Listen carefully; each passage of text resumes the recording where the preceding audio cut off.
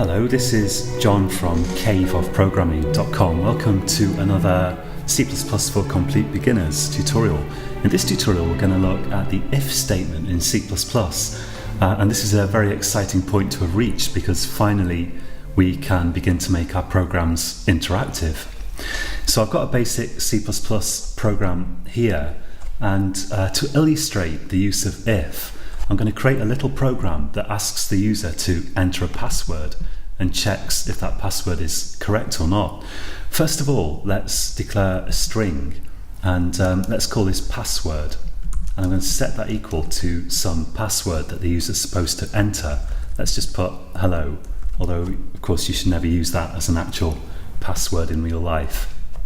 Now I'm going to get some input from the user, and first I want to prompt the user to enter their password. So I'm going to say here cout, and the this is I often call this just a chevron because it looks like a chevron, but it's actually the insertion operator, which is often called put2 for short.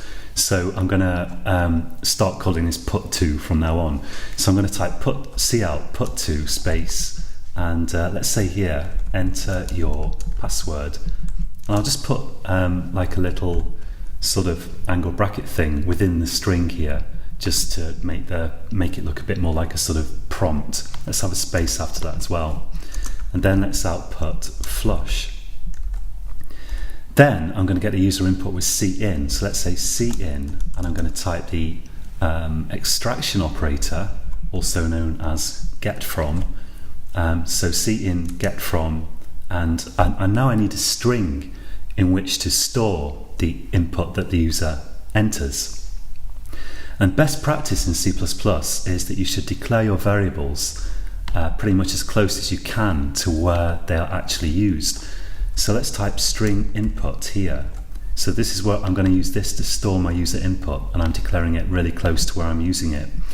In the early days of computer programming, and for a long time afterwards, variables were always declared at the top of the program, the thinking being that you could see what variables your particular file used, but that's no longer a good idea, because the structure of programs has changed a lot these days, and for other reasons. So you should declare them as close as you can to where you use them now. So let's type cin input, and firstly let's just see how that actually looks like. I'm going to do something which I highly recommend that you do frequently in your program. I'm just going to type cout, and I'm going to output that actual value that we've got like this. So let's put input endler, and I'm also going to I want like a couple of single quotes around this, just so I can see there's nothing, no like space characters on the beginning or end or anything like that. So let's put here within double quotes I can use a single quote like that. So I'm just going to output a single quote before I'm outputting the stuff that the user entered, and I also want to output another single quote afterwards. So that's going to look like this, and I need my another put2 just there.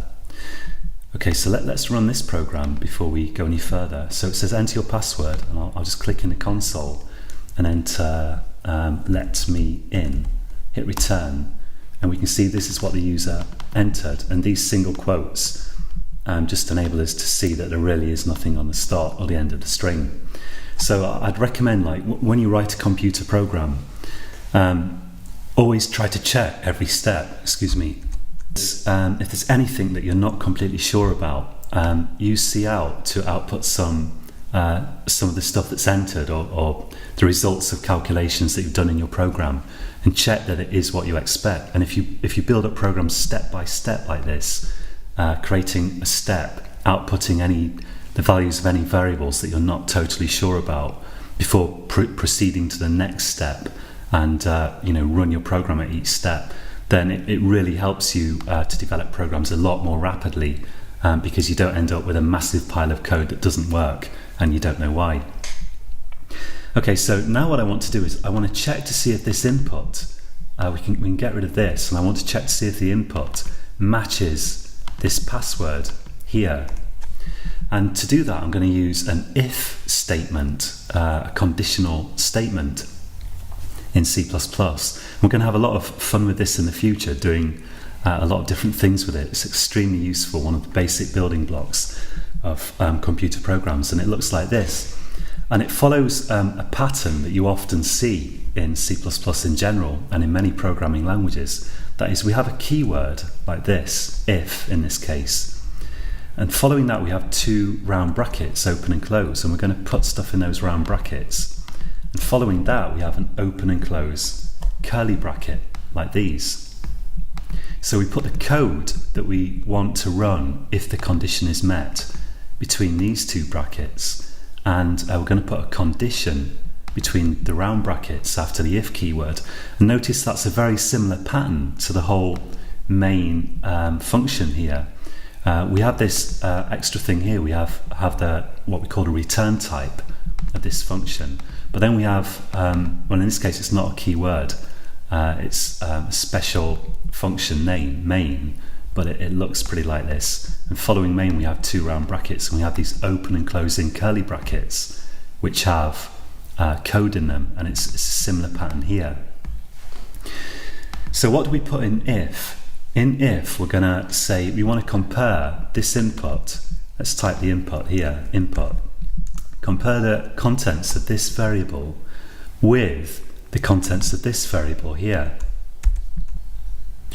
And to do that, I'm going to type equals equals password here. So this whole thing is checking if these two things are equal.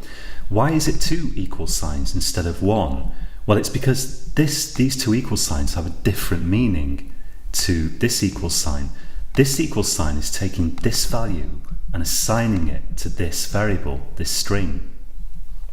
This equals equals, the double equal sign, are checking if these two things are equal. So one is assigning a value, storing a value, and this is checking a value. So they're two different things semantically in terms of meaning, and that's why they are a different symbol. So this whole thing here is called a condition, and this is going to evaluate to true, like a Boolean true value, if these two things match, and if they don't match, it's going to evaluate to false. So whatever you put in the condition here for if, it has to ultimately always evaluate to true or false. So in here we can put some code that's going to be executed between these two brackets if this evaluates to true. In other words, if the two things are identical. So I'm going to type here cout and password accepted. And let's just put a endler there. Now if the password isn't accepted, then if the password doesn't match this, I want to take some kind of different action. Let's have another if down here. Let's type if. So we have the round brackets and then the curly brackets. And in here I'm going to type input not equal to password. So to get a test for non-equality in C++, you use this exclamation mark, which you read as not. So this is not equals, exclamation mark equals. So I'm saying if the input is not equal to the password, then I can take some action here. Let's type cout access denied and endler. So this condition this if statement will execute it will execute the contents of it will execute the code you type between the curly brackets, however many lines you have here, if this condition is true. And this if statement here will only execute the code between the curly brackets if its condition is false. Well, if its condition is also true, I should say, because if the input is not equal to the password, then input not equals password is true, and therefore this if statement will execute. So the if statement only executes if its condition evaluates to true. This is true if the input and password are equal. This is true if they are not equal. And by the way, we're going to see a nicer way to handle this situation where you want to pick between two alternatives, probably in the next tutorial, but for the moment we'll just work with a basic if. So let's run this program and see it working. So I'm going to click run. I've already compiled it. I'll click in the console here and let's type some garbage, hit return, and it says access denied.